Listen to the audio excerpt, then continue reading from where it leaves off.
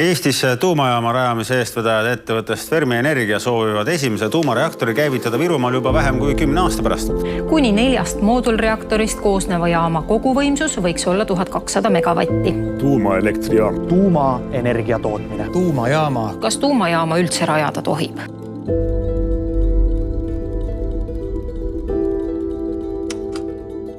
Kas te pooldate tuumajaama ehitamist Eestis? Ei poolda, ma mõtlen väga. Meedias on viimasel ajal lisaks sõjale saanud palju tähelepanu ka tuumaenergia. On arutatud võimalust rajada Eestisse tuumajaam ning otsuse, kas see on tehtav, peab langetama Keskkonnaministeeriumi ettepanekul koostatud tuumaenergia töörühm. Selleks, et saada paremat ülevaadet inimeste seisukohast ning kaardistada Eesti elanike hirme selles küsimuses, koostasime küsitluse, millega uurisime inimeste arvamusi tuumaenergia ohutuse ja tuumajaama ehitamise toetuse kohta. Pärast küsitluse tulemuste kokkuvõtmist edastasime peamised küsimused ning hirmud tuumaenergia töörühma juhile Meelis Mündile ning palusime tal jagada oma vaateid ja selgitusi sel teemal. See, et inimestel on hirmud seoses tuumajaamaga, on täiesti mõistetav. Ja meie ülesanne ongi ikkagi praegu nendele hirmudele anda vastuseid. Paraku levivad sageli müüdid eelarvamised kiiremini tõde ning seetõttu on oluline mõista tuumaenergia kasulikkust ja riske, et teha teadlikke otsuseid.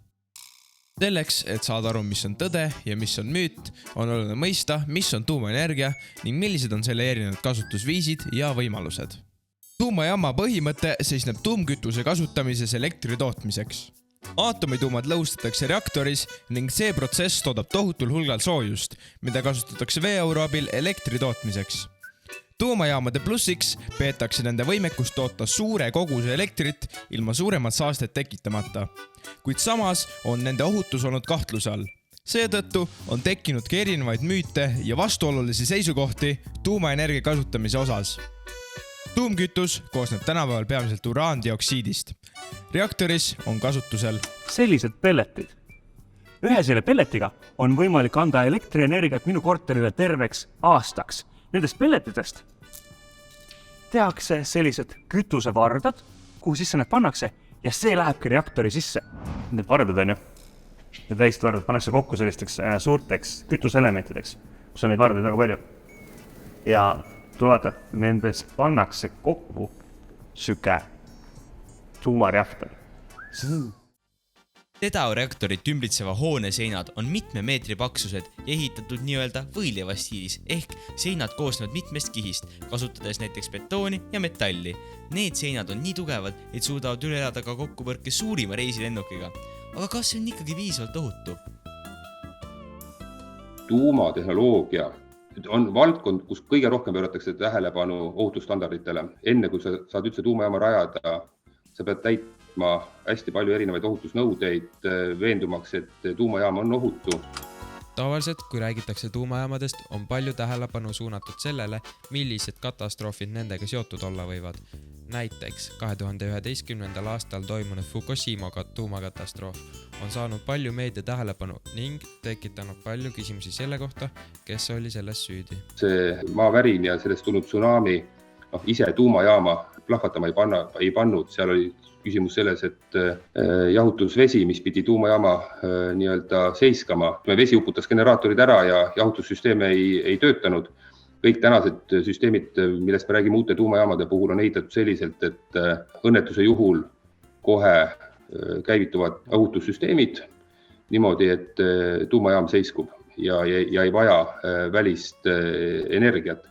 Ja nad on võimelised oma töö seiskama automaatselt. Nii et tänaseks hetkeks on ikkagi kõik see tehnoloogia jõudnud selleni, et ilma välise sekkumiseta on tagatud jaamade turvalisus.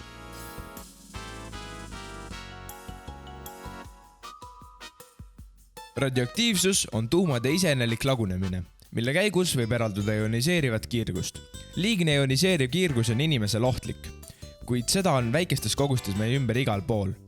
Kiirgust kasutatakse tänapäeval peale energeetika ka teistes valdkondades.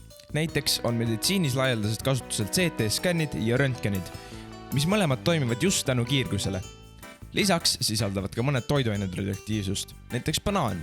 See tuleneb sellest, et banaanid sisaldavad kaalium-40 isotoopi, kuid sealt tulenev doos on liiga väike, et meile viga teha. Surmavaks doosiks peetakse 100 miljonit banaani.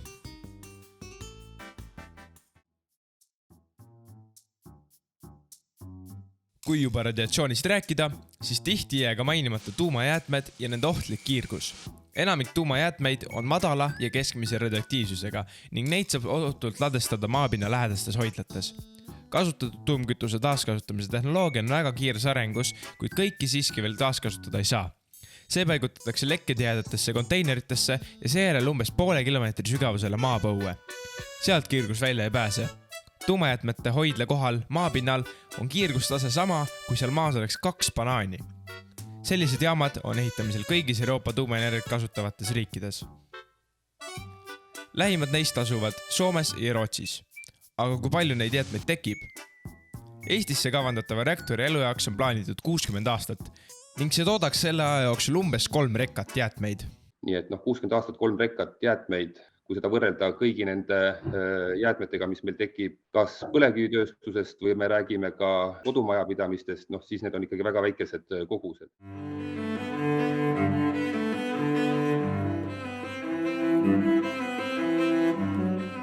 Tuumajaam saab tuumapommina õhku lennata, kui sinna tuumapomm sisse panna ja ta plahvatama panna. Aga... Nii, tere, mina olen Allan Praager. Fermi Energias töötav soojustehnika insener ja tema seletab meile väga hästi ja arusaadavalt, kas tuumajaam saab plahvatada nagu tuumapomm. Aga sellest asja materjalist, mis tavalises tuumajaamas on, sellest ei saa seda pauku kohe kuidagi kätte ja tegelikult kui oleks nii lihtne tuumajaama õhku lasta nagu tuumapommina, et siis paljud need diktaatorid oleksid tõsiselt endale soetanud ja teinud, et tegelikult on see ikkagi väga võimatu asi, et see ei ole isegi, ütleme, ligi lähedal ka. Sellel hetkel, kui toodetakse tuumaenergiat, peab tagama arendaja selle, et iga megavatt-tunni kohta mingi hulk raha laekub riigile, milles hiljem peab riik tagama siis selle, et tuumajäätmed saaks ohutult ladestatud. Et see on tegelikult hinna sees juba. Nii-öelda hästi lihtsustatud öeldes, iga loll ikkagi seda tuumajaama nii-öelda ära rikkuda ei saa. Süsinikdioksiidi ja teiste saasteainete heitkogused on tuumajaamade puhul väga väiksed või puuduvad üldse, mis tähendab, et nende mõju kliimamuutusele on minimaalne või olematu. Sel põhjusel peetakse tuumaenergiat üheks kõige keskkonnasõbralikumaks energiaallikaks. Statistika järgi on tuumaenergia päikeseenergia järel kõige ohutum energiatootmise viis. Statistikasse on sisse arvatud ka tuumakatastroofidega kaasnenud surmad. Vaatamata sellele on fossiilkütuste kasutamine ikkagi üle 1000 korra ohtlikum kui tuumaenergia. Rahvusvahelise aatomienergia agentuuri hinnang on öelnud, et nii-öelda uued jaamad, et tuumaõnnetuse oht 1 miljonile aastale